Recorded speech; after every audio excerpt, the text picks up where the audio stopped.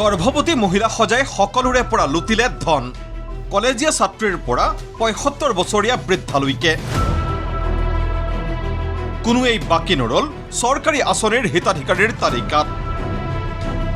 আৰ্থিক সাহায্য লাভ কৰা এই তালিকা অনুসৰি কলেজীয়া ছাত্ৰী অবিবাহিত যুৱতীৰ পৰা ৭৫ বছৰীয়া বৃদ্ধালৈকে সকলো গৰ্ভৱতী। আনহে নালাগে বহু বছৰ পূৰ্বেই স্বামীহাৰা হোৱা মহিলাও গৰ্ভৱতী এই তালিকা মতে। এই অদ্ভুত আজব কাণ্ডৰ সত্যতা প্ৰমাণ কৰিছে এটা ফোন কল ৰেকৰ্ডিঙে। যে পইচা এটা যে সোমাই দিছিলা ২১০০ টকা এটা, সেইটো কিহৰ পইচা আছিলেনো? সেইটো হেৰি কিবা না আছিলে, পাহৰিলো নহয় হেৰিটো। সেইটো এনেকে মানে এই একাউণ্টত মানে পইচা এনেকে সোমোৱাই থাকে, জব কাৰ্ড যেনেকুৱা তেনেকুৱাই। আঁচনিটো কি? আঁচনিটোৰ নামটো মই পাহৰিলো দেখোন, বহুত দিন হ'ল নহয়, নকৰা হলো নহয়। মই চালো যাৰ সোমাইছে সিহঁততো জননী সুৰক্ষা বুলি আহিছে। এতিয়াতো এইটো আঁচনিটো তোমাৰ প্ৰেগনেন্ট মহিলা বিলাকেহে পায়। তুমি মোক কেনেকে সোমাই দিলা? মই ইমান ভালকে নাজানো, মোক মানে শুনাচোন, মানুহ গোটাই দিব দিছে আৰু মই মানুহ গোটাই দিছো, বাকী শুনাচোন, কথাখিনি শুনা। মোৰ কথাটো হ'ল তুমি ক'ত ৰাইট পালা তুমি মোক প্ৰেগনেন্ট বুলি দেখুৱাবৰ কাৰণে? তোমালোকৰ মাহে আহি পেলাই কৈছে যে মই নাজানো সেইটো কিহৰ ওপৰত মানে পইচাটো আহে মই নাজানো। মই ভাবিছো জব কাৰ্ড যেনেকে পইচা আহে সেই তেনেকাই পইচা, যেনেকে জব কাৰ্ডত উঠাই পেলাই দিব লাগে ২০০-৩০০ পায়, ইয়াতো তেনেকাই এটা পইচা খাই পেলা। লিগেল কাম কৰি আছিলা তুমি, নাজানাকে তুমি আঁচনিটোৰ বিষয়ে নাজানাকে তুমি কেতিয়া মানুহ তুমি কালেক্ট কৰিলা সেইটো কোৱা। মই নাজানোৱে, মই ভাবিছো মই পিছতে গম পাইছো। কলেজীয়া ছাত্ৰী ৭৫ বছৰীয়া বৃদ্ধা স্বামীহাৰা মহিলা আদিৰো নাম গৰ্ভৱতী হিচাপে উল্লেখ কৰি জননী সুৰক্ষা যোজনাৰ অধীনত ধনৰ লুণ্ঠন চলিছে এইদৰেই। চৰকাৰী ধন আত্মসাতৰ উদ্দেশ্যে এই নিকৃষ্ট পন্থা গ্ৰহণ কৰিলে মৰিগাঁৱৰ হাবিবৰঙাবাৰীৰ তৃষ্ণা দেৱী নামৰ এইগৰাকী মহিলাই। কৃষি সখী হিচাপে কৰ্মৰত তৃষ্ণা দেৱীয়ে জননী সুৰক্ষা যোজনাৰ অধীনত আৰ্থিক সাহায্য প্ৰদানৰ নামত সংঘটিত কৰিলে এই ভয়ংকৰ কেলেংকাৰী। জব কাৰ্ডৰ হেৰি বুলি পেলাই পইচা লৈ গৈছে। কিমান কি পালাগে?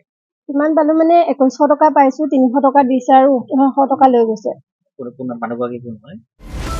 বিভিন্ন মিছা কথাৰে বেলেগ বেলেগ আঁচনিৰ নাম লৈ ছাত্ৰী, বৃদ্ধা বা আন বহু মহিলাক ভুৱাকৈ গৰ্ভৱতী বুলি তালিকাভুক্ত কৰাই প্ৰথমে আঁচনিৰ ২১০০ টকা তেওঁলোকৰ একাউণ্টত ভৰাই দিলে। তাৰ পাছত ৩০০ টকাকৈ একাউণ্টৰ গৰাকীক দি ১৮০০ টকা উলিয়াই লয় তৃষ্ণা দেৱীয়ে।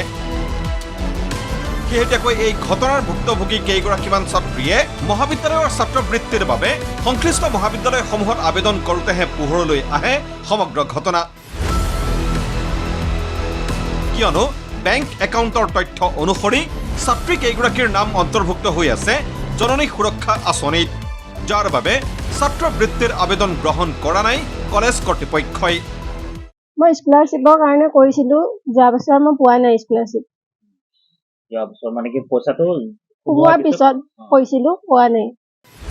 কেৱল কলেজীয়া ছাত্ৰীয়েই নহয়, এই আঁচনিৰ হিতাধিকাৰী হিচাপে যুগুতোৱা তালিকাত উল্লেখ আছে ১০ গৰাকীৰো অধিক বৃদ্ধা আৰু বিধৱা মহিলাৰ নাম, যাৰ নামত ইতিমধ্যেই আঁচনিৰ ধন আত্মসাৎ কৰিলে তৃষ্ণা দেৱীয়ে। এই ভয়ংকৰ কেলেংকাৰীৰ ঘটনা পোহৰলৈ অহাৰ পাছতেই সৃষ্টি হৈছে প্ৰতিক্ৰিয়াৰ। পিছে এই সমগ্ৰ ঘটনাত তৃষ্ণা দেৱীৰ সৈতে আৰু কোন জড়িত আছে? কেৱল এগৰাকী তৃষ্ণা দেৱীৰ বাবেই এই কেলেংকাৰী সংঘটিত কৰাটো সম্ভৱ হ'বনে? তেনেহ'লে কাৰ ছত্ৰছায়াত এইদৰেই চলিল চৰকাৰী ধনৰ অবাধ সৰাধ? মৰিগাঁৱৰ পৰা কুলদীপ বৰদলৈৰ ৰিপৰ্ট, ND24।